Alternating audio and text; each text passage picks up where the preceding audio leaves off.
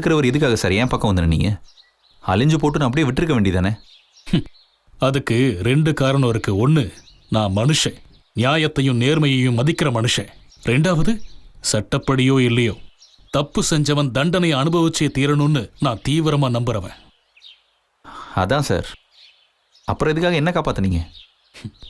ஏன்னா இந்த விஷயத்துல நீ செஞ்சது தப்பு இல்லை, தியாகம். நீ செஞ்சது பொறுக்கித்தனம் இல்லை, ஒரு புனிதமான செயல். அதனாலதான். எனக்கு புரியல சார். எனக்கு தெரியும். நீ அவனை அடிச்சதுக்கு பின்னால இருக்கிற காரணம் எனக்கு நல்லாவே தெரியும்.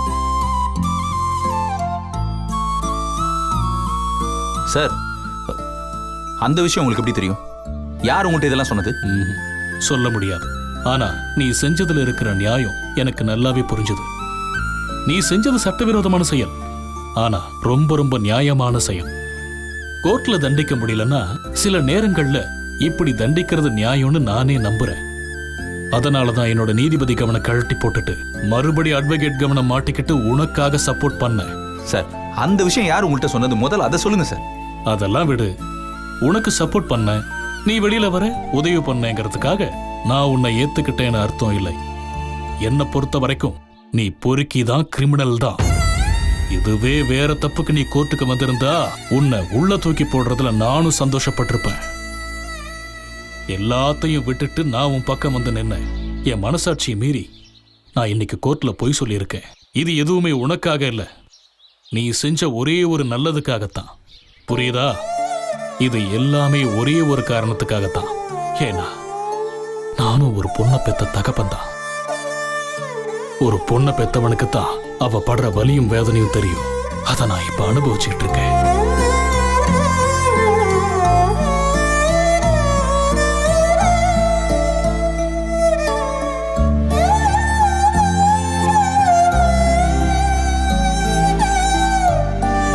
சார், சார், ஒரு நிமிஷம் உங்க காலை தொட்டு கும்பிட்டுக்கிட்டுமா?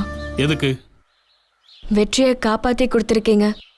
மனுஷங்களை கும்பிடுறது தப்புன்னு தெரியும், ஆனா தெய்வத்தை கும்பிடுறது தப்பு இல்லைல்ல, அதுக்காக தான் கேட்குறேன்.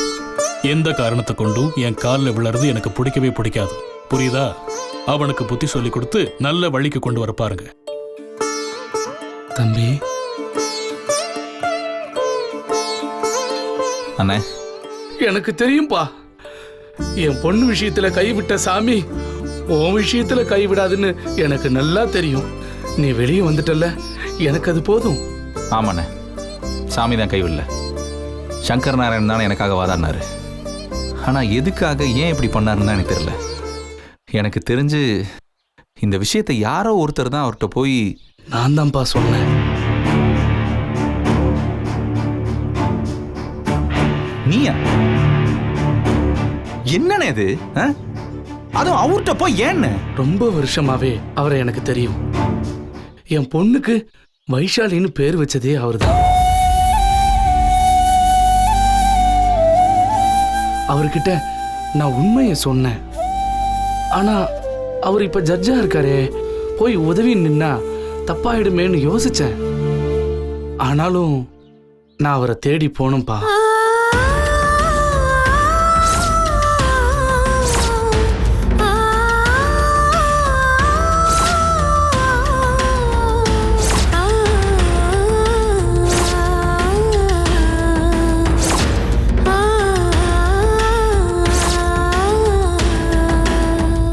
உனக்கும் எனக்கும் தெரிஞ்சது ஒரே ஒரு மனுஷனுக்கு தெரிஞ்சா தப்பு இல்லைன்னு நினைச்சேன். நீ கவலைப்படாத, நிச்சயமா அவர் வெளியில எதுவும் சொல்ல மாட்டாரு. நான் என் பொண்ணுக்கு தகப்பன்னா அவரு ஞான தகப்பன். இப்பதானே புரியுது அவர் ஏன் எனக்காக வாதாடினாரு. ஒரு மனுஷன் நியாயமானவனா இருந்தா எவ்வளவு நன்மை நடக்கும்னு இப்ப புரியுதா? இப்போ நீ வெளியே வந்துட்ட, எனக்கு அது போதும். இனி எந்த கவலையும் இல்லை. உடம்ப பத்திரமா பாத்துக்க. அண்ணே, தங்கச்சியை பார்த்துக்க.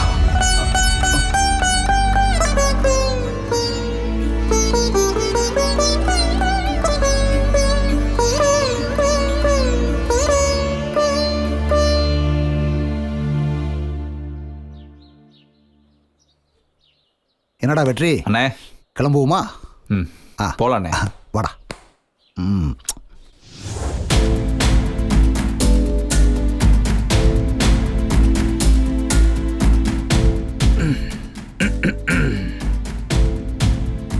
அப்புறம் அடியெல்லாம் பயங்கர பலம் போலையே மேடம்.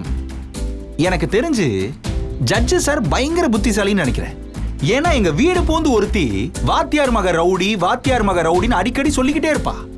ஆனா எனக்கு தெரிஞ்சு ஜட்ஜு பொண்ணு தான் மக்கு மண்ணாந்தரன் தெளிவா நிக்குதே, அதுவும் நம்ம கண்ணுக்கு முன்னாடியே.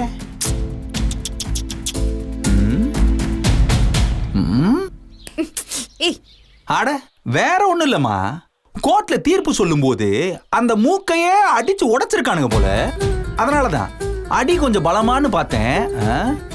ஒரு நிமிஷம், அடேங்கப்பா, ஓடுனா அப்படியே விட்டுருவாங்களா? ஏண்டி, ஒரு விஷயத்துல நான் மாட்டினா என்ன எண்ணெல்லாம் வச்சு செய்வேன். இப்ப எங்க போச்சு அந்த வாய்? என்ன உங்க அப்பா அடிச்ச அடியில வாய் உடஞ்ச அந்த சிந்தல ஆயிடுச்சா? இப்பவும் நீ ஒன்னும் நிஜமா ஜெயிக்கல. வாழ்க்கையில முத தடவையா எங்க அப்பா வச்ச பொய்யான வாதத்துல தான் ஜெயிச்சுட்டு வந்து நிக்கிற. அத முதல்ல ஞாபகம் வச்சு. அப்படி போச்சு. அதனால என்ன, ஜெயிச்சோம்ல, வெளியில வந்து இப்படி நிக்கிறோம்ல. ஏண்டி, ஊரே உன்ட்ட வந்து கெஞ்சிச்சு, உலகமே உன் காலில் வந்து விழுந்துச்சா இல்லையா? என்னமோ பெரிய இவ மாதிரி மண்டையை தூக்கி வச்சுட்டு அப்படிதான் சாட்சி சொல்லுவன்ட்டு போன. என்னாச்சு இப்போ? வீங்கின மண்டையை உங்க அப்பாவே வெடிக்க வச்சார் பார்த்தல. அதாம்மா, வைக்க வேண்டியவங்களுக்கு கரெக்டான நேரத்துல வச்சாம் பாத்தியா ஆப்பு. இப்படி எல்லாம் பண்ணா வலிக்குதே நீ தான் அழ வேண்டியதா இருக்கும். இப்ப என்ன வேணும் உனக்கு? பேசாம போக மாட்டியா? எனக்கெல்லாம் ஒண்ணு வேணாமா, உனக்கு தான் வேணும். இன்னும் கொஞ்சம் அறிவு வேணும், அடக்கம் வேணும், எல்லாத்துக்கும் மேல கொஞ்சம் பொறுமை வேணும். என்ன எதுவுமே இல்லாம இப்படி முந்திரி கொட்டை மாதிரி வந்து நின்னன்னு வையேன், இப்படிதான் மூக்கு உடைஞ்சு போய் நிக்கணும். புரியுதுங்களா மேடம்? பேசிட்டல, என்ன அசிங்கப்படுத்தினதால நீ சந்தோஷப்படுற? Sure. போதும், வழியை விட நான் போகணும். அட இருமா, இப்ப போய் நீங்க என்ன பண்ண போறீங்க? நீங்க நாங்க ஜெயிச்சிருக்கோம்ல, விக்டரி அடைஞ்சிருக்கோம்ல, அதை கொண்டாட வேணாமா என்ன?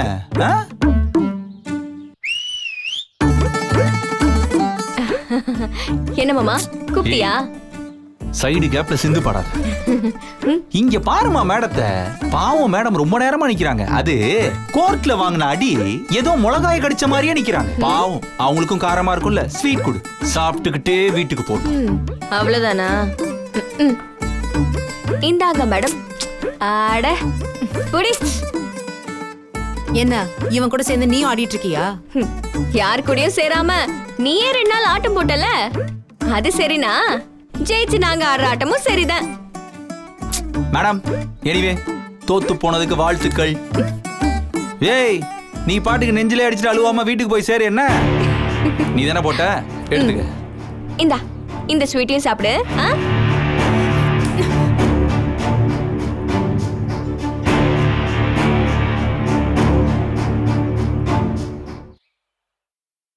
நான் ஆபீஸ்ல இருந்து வீட்டுக்கு போய்கிட்டு இருக்கேன்.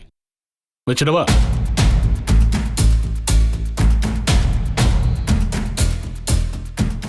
என்ன வேணும்? எதுக்காக இங்க வந்த? என்னோட கேள்விக்கு பதில் கிடைச்சிருந்தா நான் எதுக்காக இங்க வந்து நிக்க போறேன்? எதுவா இருந்தாலும் என்கிட்ட பதில் கிடையாது, நீ போலாம். நீங்க எவ்வளவு துரத்தினாலும் நான் இங்க இருந்து போக மாட்டேன்ப்பா. நீங்க எங்கெல்லாம் போறீங்களோ அங்கெல்லாம் நான் பின்னாடி வந்துகிட்டே இருப்பேன். அப்ப நான் போலீஸை வச்சுதான் உன்னை அரெஸ்ட் பண்ண வேண்டியிருக்கும். என்னை எப்படி லீகலா டிஃபெண்ட் பண்ணணும்னு எனக்கு நல்லாவே தெரியும். நீங்க இதை ஸ்டாக்கிங்னு சொல்லவே முடியாது. போலீஸ் என்ன, பாராமிலிட்டரியே கொண்டு வந்து நிறுத்தி வைங்க. ஆனா என்னோட கேள்விக்கு பதில் தெரியற வரைக்கும் நான் உங்களை விட போறது இல்ல. அப்படியே என்கிட்ட பேசினாலும் நான் உண்மையை சொல்லிடுவேன்னு உனக்கு நம்பிக்கை இருக்கா? நீங்க சொல்றதுல இருந்து எது உண்மைன்னு கண்டுபிடிச்சிடலாங்கிற நம்பிக்கை எனக்கு இருக்கு. உன்னோட சுயநலத்துக்காக இப்படி மத்தவங்களை, அதுவும் பெரியவங்களை டிஸ்டர்ப் பண்ணி டார்ச்சர் பண்றது நியாயம் இல்லைன்னு உன் மனசாட்சிக்கு தெரியாதா?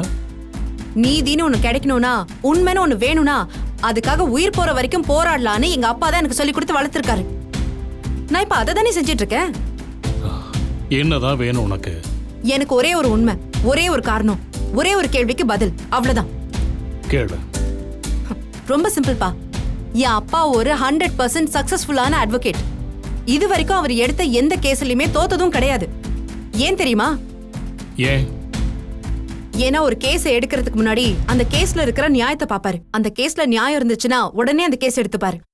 அந்த ஒரே காரணத்துக்காக மட்டும்தான் அவர் கடைசி வரைக்கும் எல்லா கேஸ்லயும் ஜெயிச்சுக்கிட்டே இருந்தாரு. ஏன்னா அவரோட வெற்றிக்கு நியாயமும் நீதியும் துணையா இருந்துச்சு. ஐ see. ஆனா இந்த கேஸ்ல எதுக்காக என் அப்பா தலைகீழா மாறணும்? எதுக்காக அக்கிரமத்துக்கு பின்னாடி போனாரு? இந்த கேஸ்ல ஏன் அவர் அநீதிக்கு பக்கபலமா நின்னாருன்னு எனக்கு புரியல. சொல்லுங்க. இந்த கேஸ்ல உங்க அப்பா ஜெயிச்சாரா தோத்தாரா? ஜெயிச்சாரு. ஏன் ஜெயிச்சாரு? பொய் சொல்லி ஜெயிச்சாரு. என்னம்மா நீயே ரெண்டு விதமா பேசுற? உங்க அப்பா நேர்ம பக்கமா இருந்ததுனால ஜெயிச்சாருன்னு சொல்ற, ஆனா இந்த கேஸ்ல பொய் சொல்லி ஜெயிச்சாருன்னு சொல்ற. டக்குன்னு இந்த கேஸ்ல அவர் கூட வந்து அநீதி தேவதை நின்றுச்சா? அதேதான்ப்பா எனக்கும் புரியல. என் கேள்வியும் அதுதான். எப்பவுமே நியாயத்து பக்கமே நிக்கிற என் அப்பா எதுக்காக இந்த கேஸ்ல அப்படியே ஆப்போசிட்டா செஞ்சாரு? எதுக்காக தரம் தாழ்ந்து இந்த கேஸ்ல வாதாடி ஜெயிக்கணும்? ஏன்னா இந்த கேஸ்ல அவரு நீதிக்கு துணை நின்னாரு. ஏன்னா இந்த கேஸ்ல எது சரியோ அது பக்கம் நின்னாரு, அதனால ஜெயிச்சாரு. எனக்கு புரியலப்பா. வெற்றி அந்த பையனை மிருகம் மாதிரி அடிச்சத நான் என் கண்ணால பார்த்தேன். நியாயம் கிடைக்கிறதுக்காக நான் அத்தனை பிரச்சனையும் மீறி நான் இங்க நின்னு சாட்சி சொல்லியிருக்கேன். என் நியாயத்தை விட பெரிய நியாயம் இந்த கேஸ்ல இருக்கா? அப்படி இருந்தா அது என்னதான் நியாயம்? அந்த உண்மை என்னன்னு தான் சொல்லுங்க. அட்வொகேட் கிளையன்ட் ரிலேஷன்ஷிப் இருக்கே, அது தாம்பத்தியத்தை விட புனிதமானது. அதை யாருக்கும் வெளிப்படையா சொல்லிட முடியாது. போதுமா? நீ கிளம்பலாம். ஆனா என் கேள்விக்கு நீங்க இன்னும் பதில் சொல்லல. கிடைக்கவும் வாய்ப்பில்லை. நீ போலான்னு சொன்ன. நீங்க போய் சொல்லிருக்கீங்கப்பா. உங்க வாழ்நாள்ல தடவையா நீங்க கோவிலா மதிக்கிற கோர்ட்ல வச்சு அப்பட்டமா போய் பேசியிருக்கீங்க. நீங்க வெறும் அப்பா மட்டும் கிடையாது, என்னோட ஹீரோ. கிட்டத்தட்ட நான் கும்பிடுற தெய்வம். என் தெய்வமே இப்படி போய் சொல்லலாமா? என் ஹீரோவே எப்படிப்பா அப்படி பண்ண முடியும்? பொய்னா என்ன, உண்மைனா என்ன? புரியல எனக்கு. இப்போ ஒரு சின்ன பையன் தப்பிச்சு ஓடி வரான். அவனை கொலை பண்ண ஒரு பெரிய கும்பலே கையில அருவாளோட தேடி வருது. உன் பின்னாடி அவன் ஒரு பாறை மரவுல ஒளிஞ்சுக்கிறான். அந்த கும்பல் உன்கிட்ட வந்து அந்த பையனை எங்கன்னு கேக்குது. நீ என்ன சொல்லுவ? எனக்கு தெரியாதுன்னு நீ சொல்ல முடியாது. அப்படி சொன்னா அந்த கும்பல் நம்ப மாட்டாங்க. நீ தான் ஒளிச்சு வச்சிருக்கன்னு தேடி அந்த பையனை கண்டுபிடிச்சிடுவாங்க. அதனால நீ இப்ப என்ன சொல்லுவ? சொல்லு. அது வந்து அவன் இந்த பக்கம் போனான்னு அவன் போனதா ஒரு தப்பான திசைய காமிப்ப இல்லையா? நீ உன் முதுகுக்கு பின்னாடி அவனை ஒளிச்சு வச்சுக்கிட்டு நீ ஒரு திசைய காட்டுவ, அப்படித்தானே? சொல்லுவியா இல்லையா? அப்ப நீ சொல்றதுக்கு பேர் என்ன? போய் இல்ல, அதுக்கு பேரும் உண்மைதான். ஒரு உயிரை காப்பாத்த சொல்ற எதுவா இருந்தாலும் அதுக்கு பேரு உண்மைதான். வள்ளுவர்ல இருந்து நிறைய பேரு இதைத்தான் சொல்லியிருக்காங்க. அப்போ இந்த கேஸ்லயும் நீங்க நியாயத்துக்கு பின்னாடி தான் நின்னீங்கன்னு சொல்றீங்களா? இதுலயும் ஜெயிச்சிருக்கேன் அப்படின்னா என்ன அர்த்தம்? எனக்கு எது நியாயங்கிற சந்தேகமே இப்பதான்ப்பா வருது. நீ மனுஷனா நின்னு பாக்குறப்போ எது நியாயம்னு உனக்கு படுதோ அதுதான் நியாயம். அப்போ எனக்கு நியாயம்னு பட்டா நான் ஒரு கொலை கூட பண்ணலாம்னு சொல்றீங்களா? அப்படி எல்லாரும் கொலை பண்ண ஆரம்பிச்சிட்டா போலீஸ், கோர்ட்டு, சட்டம், உங்களை மாதிரி வக்கீல், நீதிபதி இவங்களாம் எதுக்குப்பா? நியாயம் வாங்கி தரதானே கோர்ட் இருக்கு. இப்போ தனி இடம், ஆள் நடமாட்டமே இல்ல. வாட்ட சாட்டமான 4 ஆளுங்க உன்னை சுத்தி வளைச்சிட்டாங்க. உன்னோட உடம்பும் உயிரும் தான் அவங்களோட நோக்கம். உன் கையில ஒரு செல்போனும் ஒரு துப்பாக்கியும் இருக்கு. நீ இப்ப என்ன செய்வ?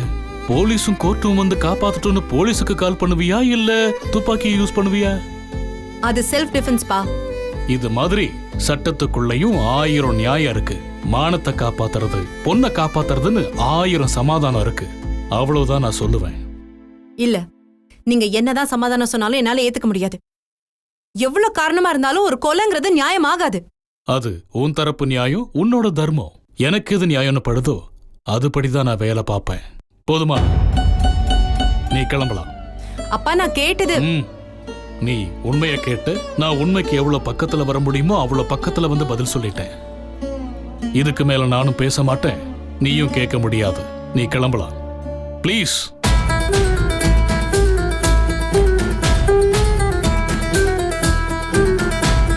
அப்பா பொண்ணா இருந்தாலும் குரு சிஷ்யனா இருந்தாலும் அவங்க நியாயங்கிறது வேறதான்.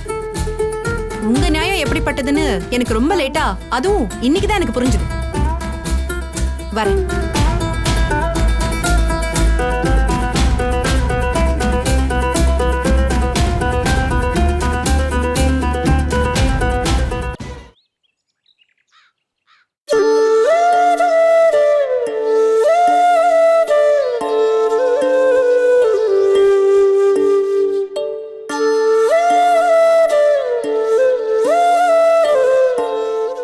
கலை, கோர்ட்டு முடிஞ்சா வீட்டுக்கு வர போறாங்க.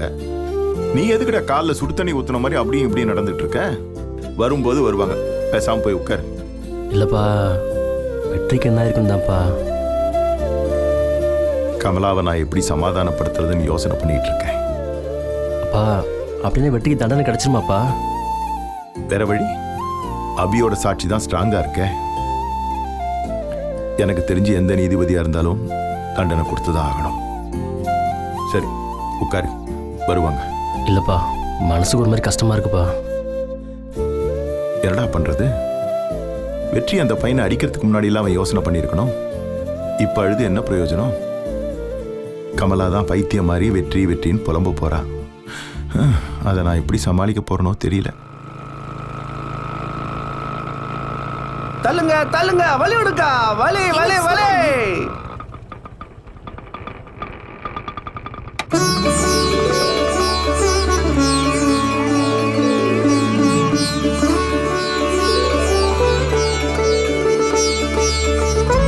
நானே சில்லற இல்லைண்ணே. பரவாயில்ல வைங்க. வா.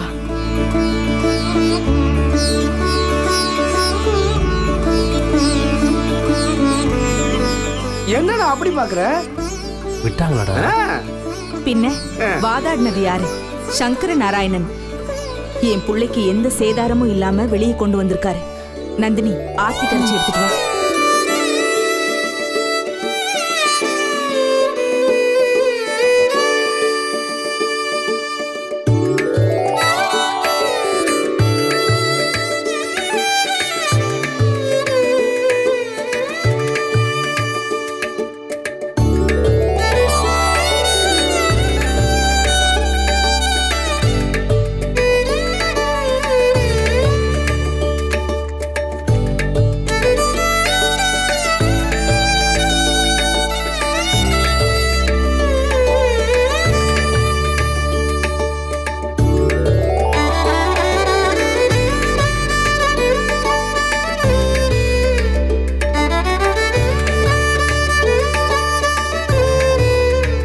வெற்றி, வாடா. வா.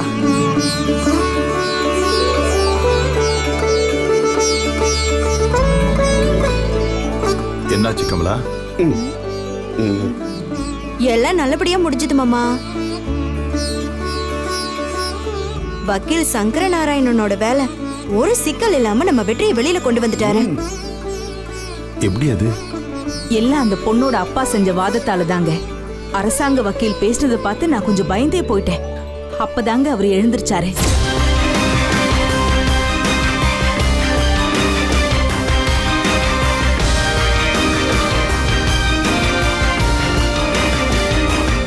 மிஸ்டர் வெற்றி செல்வனை இப்போதைக்கு நிபந்தனையற்ற ஜாமீனில் இந்த கோர்ட் விடுதலை செய்கிறது. தெய்வம் எந்த வடிவத்துல வேணாலும் வரும்னு சொல்லுவாங்க. எனக்கு சங்கரநாராயணன் வக்கீல் வடிவத்துல தெய்வம் வந்து என் பிள்ளைய காப்பாத்தி இருக்குங்க. மாமா, எனக்கு என்ன நடக்குதுன்னு ஆக்சுவலா புரியல மாமா. அபி என்னமோ சொந்த புருஷனுக்கு எதிராக சாட்சி சொல்றா. ஆனா அவங்க அப்பா வெற்றிக்காக வாதாடி அவரை வெளியில கொண்டு வராரு. எனக்கு என்னமோ இதுல ஒரு பெரிய பிளான் இருக்கிற மாதிரியே தோணுது. சிம்ரன், உனக்கு எதிரி உன் வாய் தான். தயவு செஞ்சு அதை லாக் பண்ணி வைக்கிறியா? என்னால இதை நம்ப முடியல. எப்படிப்பா முடியும்? அவரும் உங்களை மாதிரி தானப்பா. நான் எது செஞ்சாலும் அது தப்பாக தான் இருக்குன்னு நினைக்கிறவர். ஆனால் அவரே எனக்காக ஆதரவா நின்று இன்னைக்கு என்னை வெளில கொண்டு வந்திருக்காருப்பா. இதில் ஆச்சரியமான விஷயம் என்ன தெரியுமா? கடைசியாக என்னை பார்த்தப்போ கூட நீ ரவுடி தாண்டா, நல்ல வெள்ள பொறுக்கின்னு சொன்னார். அவரே இப்போ என்னை புரிஞ்சுக்கிட்டாருப்பா. ஆனால் இன்னும் என்ன நீங்கள் தான்ப்பா புரிஞ்சுக்கவே இல்லை. என்ன பண்ணுறது? நான் வாங்கிட்டு வந்து வரேன் அப்படி. ஆனா அவர் உன்னை எந்த விதத்துல புரிஞ்சு வச்சிருக்காருன்னு எனக்கு புரியல. நான் உன்னை நல்லா தான் புரிஞ்சு வச்சிருக்கேன். அவருக்கு புரியலன்னா அதுக்கு நான் எதுவும் பண்ண முடியாது. என்ன காரணம் வேணாலும் சொல்லலாம். ஒரு ரவுடியோட கதையை ஒரு ஹீரோவோட கதையா கூட மாத்தலாம். ஆனா என்னை பொறுத்த வரைக்கும் ரவுடித்தனத்துக்கு நியாயம் கற்பிக்கவே முடியாது. ரவுடித்தனம்னா ரவுடித்தனம் தான். சங்கரநாராயணன் எதுக்காக இவன் பக்கம் நின்று வாதாடினாருன்னு எனக்கு தெரியாது. ஆனா என்னை பொறுத்த வரைக்கும் ஒருத்தனை அடிச்சு கொள்ள எவ்வளவு பெரிய நியாயம் இருந்தாலும் அதெல்லாம் என் கால் தூசுக்கு சமம். யார் செஞ்சாலும் தப்பு தப்பு தான். சரி வாங்க உள்ள நந்தினி, போலாம். வாமா தலைக்கு ஊத்த தண்ணி சரிங்க அத்தை. வா வா. விடுறா தம்பி, அப்பா எப்பவும் இப்படித்தானே.